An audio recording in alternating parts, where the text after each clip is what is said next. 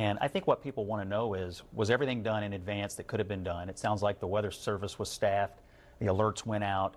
You know, it does sound like here, despite what we've heard some people argue, ghoulishly I might add, that the federal government and the Weather Service and the local meteorologists did do their jobs here.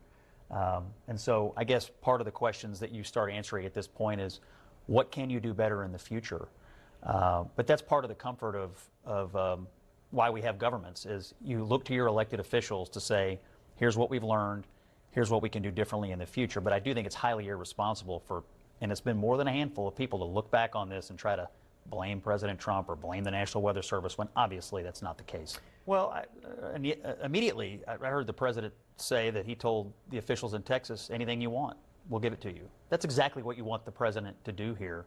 I do think in the case of this situation, the local people in Texas know best about how to manage this situation. I do think the federal government has resources that can be provided, but I do think there is something to the idea that local officials, state government, local governments are going to know best about deciding what to do next. It is, after all, their area of expertise. That doesn't mean there isn't necessarily a federal role or federal expertise or federal resources here. Certainly, all those things are provided in the wake of any tragedy like this.